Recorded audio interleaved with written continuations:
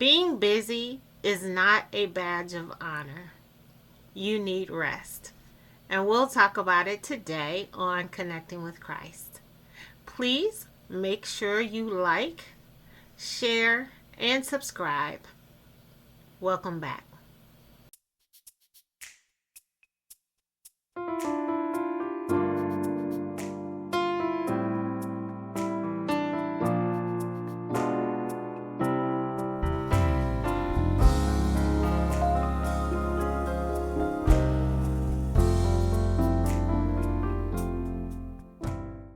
Hey everyone, welcome to week 31 of Connecting with Christ. Our special guest today is yours truly. I wrote this devotional. We are actually starting a new theme today, and the theme is rest. In the devotional, we define rest as freedom from activity or labor. My devotional for week 31 is called Rest for the Weary. And I used Matthew 11:28 as my foundational scripture. That scripture reads as follows: "Come to me, all you who are weary and burdened, and I will give you rest." Now, that was the NIV version. Some of you grew up on the King James version like I did, and that version says, "Come unto me, all ye who labor and are heavy laden, and I will give you rest."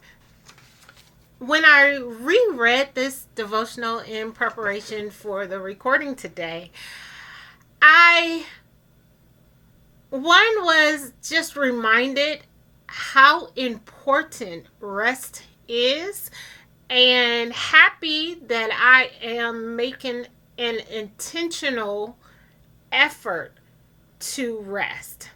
So I'm going to read just a little bit of how I started this devotional so you can understand exactly where I was at that point. It says, late nights, early mornings, jam-packed days in between. The more I did, the more there was left to do. Something would eventually give. Would it be my sanity? And I think about this because anyone who meets me and can have more than a 5-minute conversation will realize that I have a lot of stuff going on. I mean, a lot of stuff. And it's not being busy for busyness sake. I actually enjoy every single thing that I do. Last month, I wrote a devotional, and in it, I talked about how I have to be very intentional about resting in this season of my life because I'm grieving. I have a lot of fresh grief, and you all know that. You've seen the tears. And if I am not careful, it is easy for me to pour myself into work so that I'm not grieving, so I'm not feeling. And I just have this saying that I am going to feel to heal. And so that means that I've had to be intentional about the boundaries I set around my work so that I am not inadvertently using productivity not to feel the grief.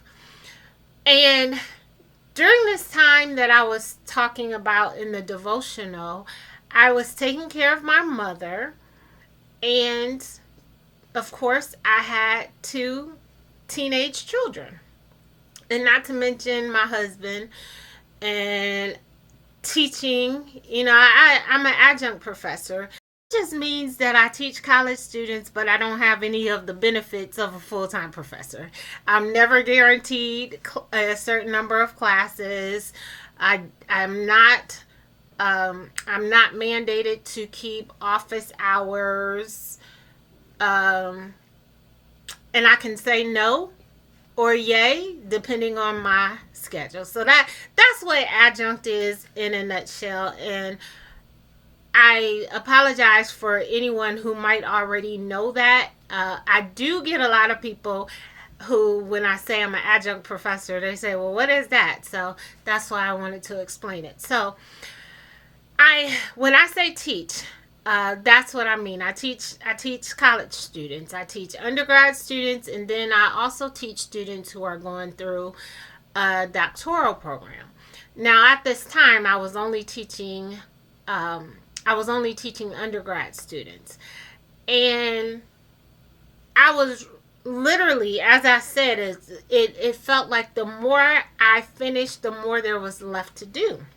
You know, the the first thing people say when a person seems like they're overwhelmed with too many tasks, the first thing I won't say people, the first thing that I think of is what can you cut out of your schedule? And this was a time when I had trimmed all the fat out of my schedule. So everything that I was doing was a responsibility. It wasn't extracurricular activity. I have to take care of my mom. There was no option. There was no plan B. Like, she was my mama and I'm her only baby. So that there was nobody else to take care of her. So I had to take care of my mama. I had to be there for my children. I had to be there for my husband.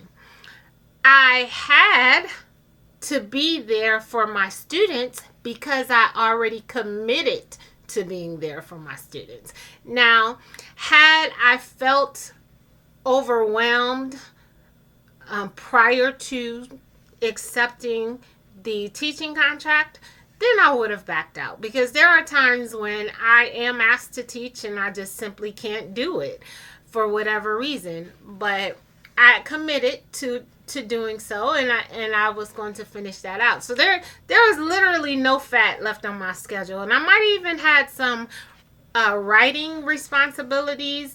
In the devotional, I don't necessarily get specific about everything. I just said I had to fulfill my contractual obligations. So that could have been related to writing or clients or whatever it was. So I didn't have any fat to trim is the point of that. So I had to figure out how to get all this stuff done and still take care of myself. Take care of myself, take care of everyone else. So I remember sharing with someone, and it was just in casual conversation. It wasn't anything like deep. It was literally a casual conversation. And I said to that person, I said, God, family, and then everything else. And it's like I am struggling with everything else. And he looked at me and he said, no, it's not God, family, and everything else. It's God, you, family, and then everything else. And I was a little taken aback by that. And he told me, he said, you can't take care of everyone else if you're not taking care of yourself. And as simple as that idea or concept is, it was a light bulb moment for me.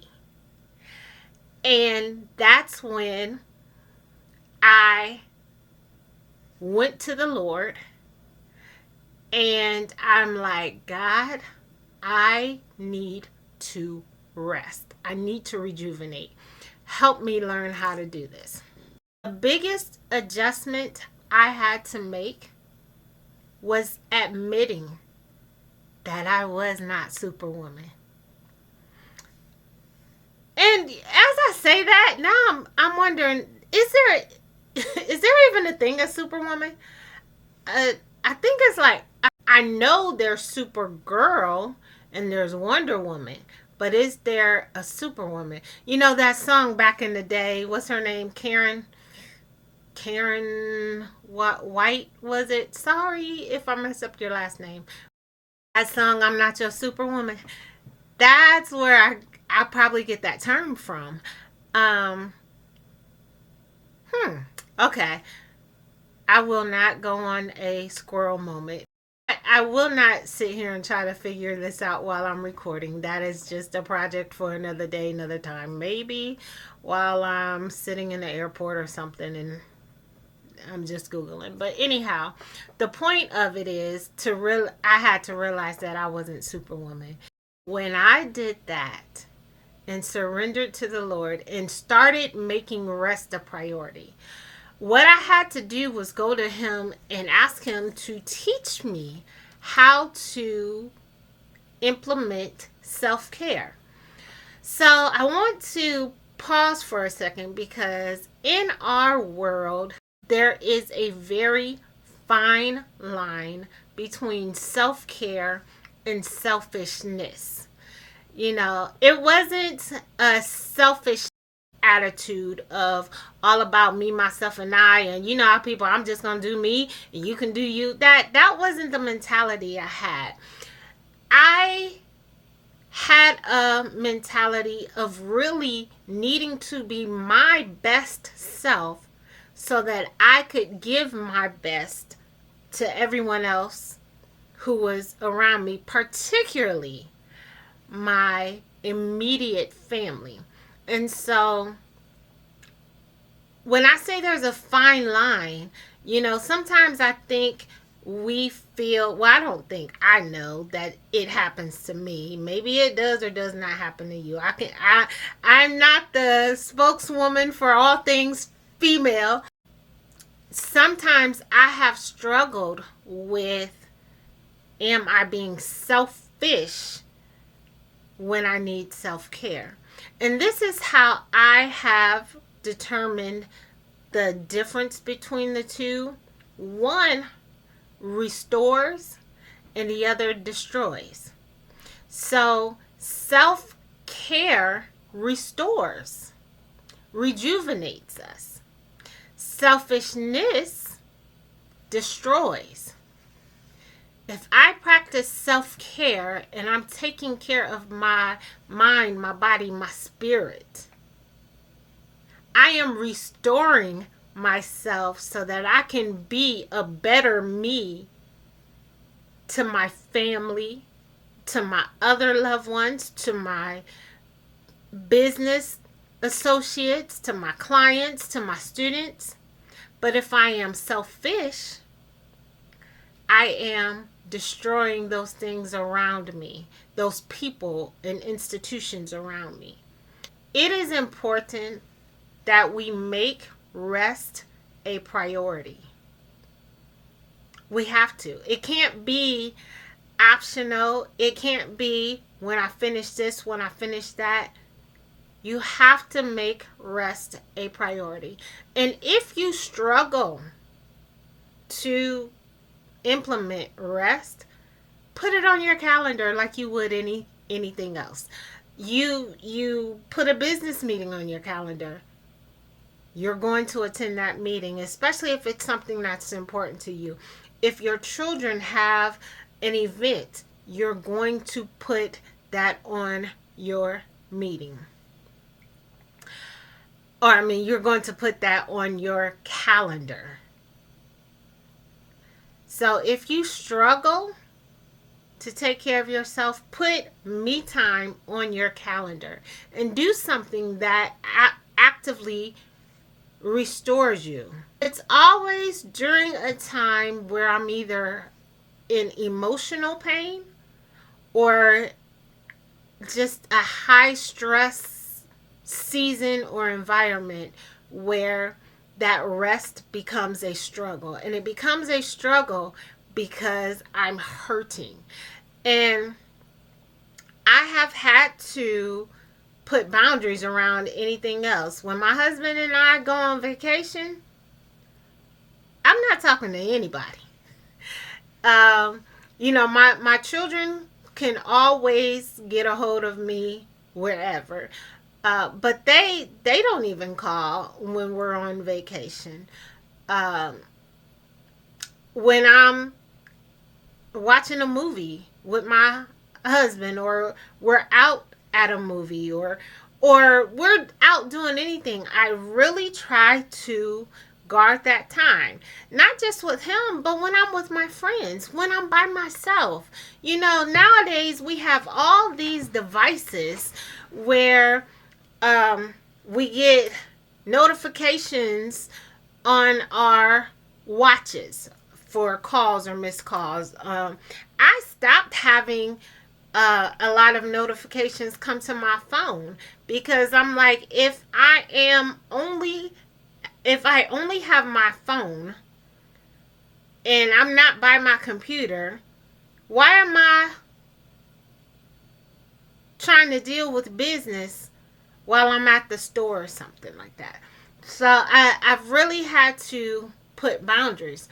And one of the things that I tend to say is that the world will not fall apart because I am taking a break. The world will not fall apart because you are taking a break. Matter of fact, let's not even focus on the world in its entirety. Your world, my world, will not fall apart because we set aside time to rest. And if there is anyone in our social circles that think the world is going to fall apart, or their world is going to fall apart because we rest, then that person needs more Jesus. Because I am not the fixer of all things. You are not the fixer of all things. And you have to take care of yourself. Now, there will be seasons in life that demand more attention and time than other seasons. Things get busy around the holidays because there is a lot to do. Or for certain events, for instance, a couple years ago when my daughter and her husband got married, that was a busy season. Those moments should not be back to back to back to back to back to back. I want to end this video, this recording, with a challenge for you to take time for yourself to rest. I can't tell you what resting looks like for you. I can only tell you what it looks like for me. And for me, it looks like a myriad of things. Sometimes it's taking a nap. Sometimes it's just watching a movie that does not require me to think or use any brain power. Sometimes it's going for a walk. Sometimes it's sitting and just spending quiet time. Sometimes it's just me doing whatever. Whatever it is. One thing that I have not been able to do is play pool. And it's something that I actually enjoy doing. It's something that my father did, and he was a great billiards player. I was nowhere near as good as he was, but I wasn't bad. I used to play in my mama's basement for money. Back in high school, and if she knew, let me tell you, I would have been in trouble. So I wasn't bad at all. And matter of fact, when my husband and I first started dating, he says I hustled him. I didn't. You decide. I'm about to tell you the story. So early on, when we were dating, one night we were playing pool. He wanted to play. I didn't want to play. And He's like, what, you can't play? And I was like, I can play, I just don't feel like playing. And he's like, oh, you don't want to play, you don't want to play. Or no, not you don't want to play, you can't play. And I was like, whatever. So I didn't play. I played, but I didn't, I wasn't even trying. So he beat me. And it went to his head. I kept telling him, I know how to play pool. Not the way you were playing. So I said, okay. So then, fast forward a couple of months. I go to Cincinnati to visit him because that's where he was living at the time. And I don't know if it was on New Year's Eve, but it was somewhere around there. And so we were riding through Cincinnati, and I told him, I said, let's go play pool. And he's like, okay. And I said, you're not going to beat me this time. And he's still bragging on what happened a couple months ago, that he did tear me up, but he didn't really tear me up because I wasn't playing, but whatever, right? So he was like, oh, the way you were playing last time, so I said, put money on it. So we bet $5, and I tore him up. And do you know, he claimed that I hustled him? And I said, I did not hustle you. I told you I could play. You just chose not to believe me. And so we have a pool table in our basement. I was way better back in the day when I took his $5 than I am now, because I have not practiced with any type of consistency. I think I've only played pool one time, maybe twice, but I can only recall one time in 2026 since my father passed. And I learned how to play pool from my dad, and it's hard for me right now. So that used to be a form of rest for me. Right now, it just creates a little bit of anxiety. And so I do look forward to going back to playing pool one day and honing my skills once again. So with that, whatever it is you do, find what can help you rejuvenate. Rest is important. It doesn't mean you're weak. It means you're human. And it's okay to be human. With that, I am going to bid you a farewell and say thank you for watching another video of Connecting with Christ. I pray that you are a blessing to someone else. Thank you for watching. To learn more or to purchase a copy of Connecting with Christ, 52 weekly devotionals to nurture spiritual growth, please click one of the links in the description or visit yoproductions.net. Also note that the views expressed by any interviewed contributor may or may not reflect those of the host or Yo Productions. If this video or any content on this channel has encouraged you, I invite you to subscribe by clicking the subscribe button below. Also, please consider liking this video and sharing it with someone you believe may be blessed by its content. Until we meet again, continue to stay connected with Christ.